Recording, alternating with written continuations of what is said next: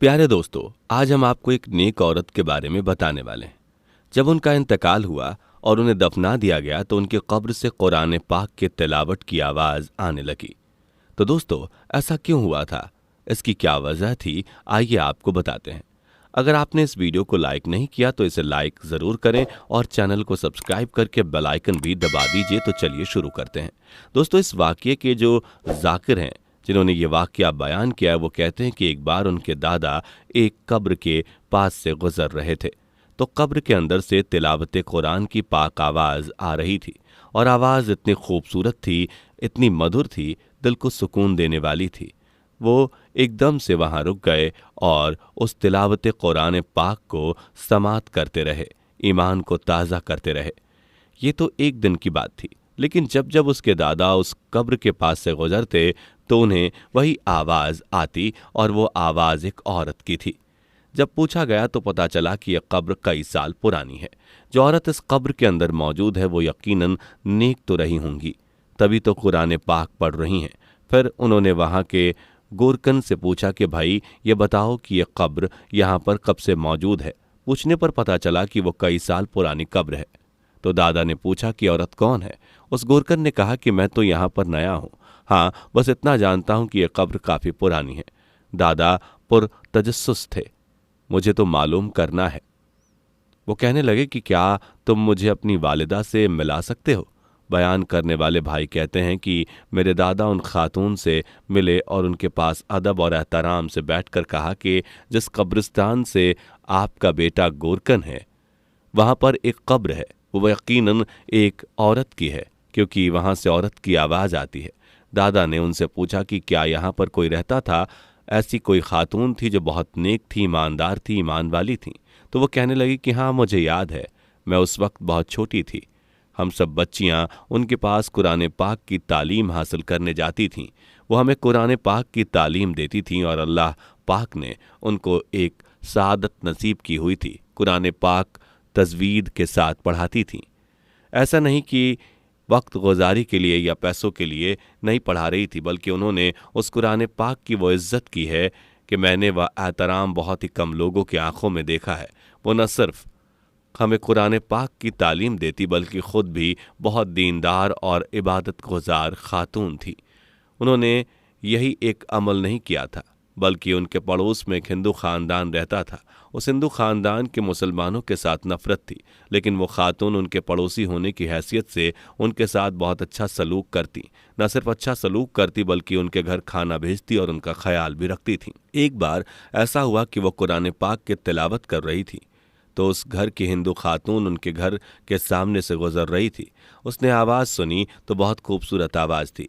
तिलावत की आवाज़ बाहर तक आ रही थी। वो चुपचाप उस तिलावत को सुनने लगी।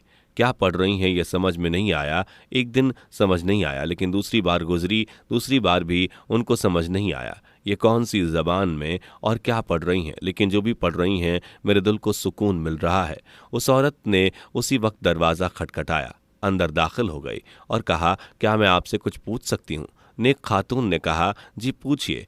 वो तो हिंदू औरत ने कहा कि आप जो कुछ पढ़ रही हैं ये क्या है। उन्होंने कहा, ये अल्लाह का पाक कलाम है, ये शिफा है।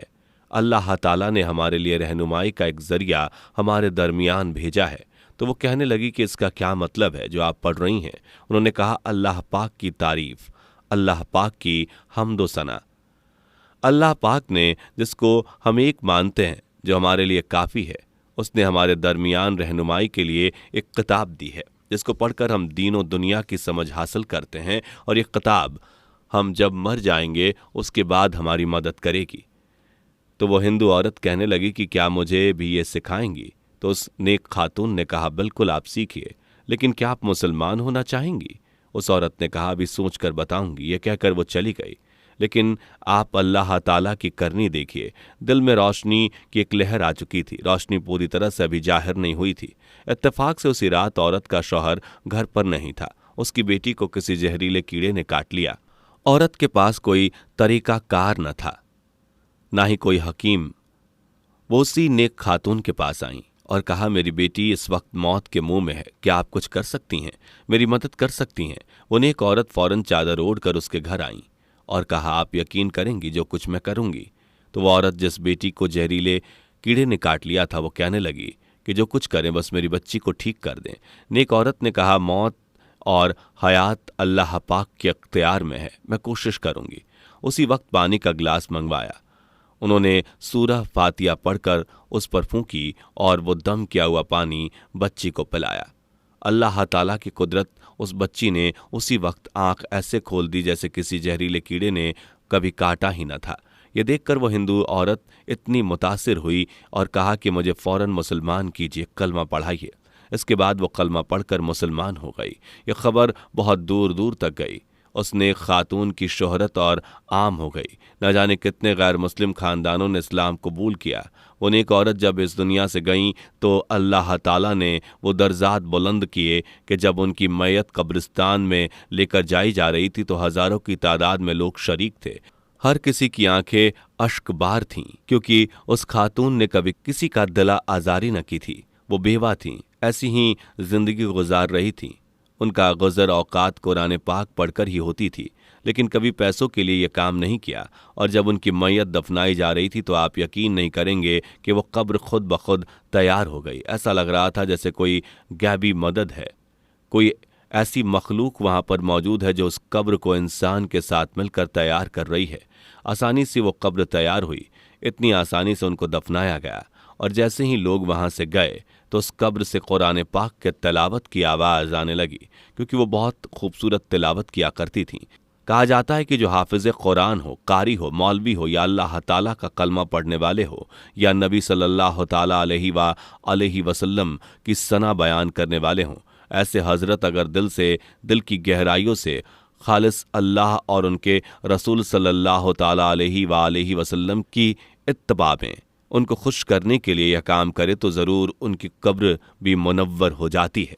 वाक़या बयान करने वाले भाई बताते हैं कि वो बुज़ुर्ग यानी दादा वहाँ से आए और उनको यकीन हो गया कि सच में मैंने इतनी बार इस कब्र से आवाज़ सुनी, यानी कुरान पाक के तिलावत की आवाज़ सुनी। मुझे अंदाज़ा था कि ये कोई नेक खातून होंगी, लेकिन इतना उम्दा काम कुरान पाक को पढ़ाना, उसको सिखाना, अल्लाह ताला ने कितने दर्जात बुलंद कर दिए। तो दोस्तों, इस वीडियो में इतना ही। सलाम वालेकुम, अल्लाह हाफ़िज़।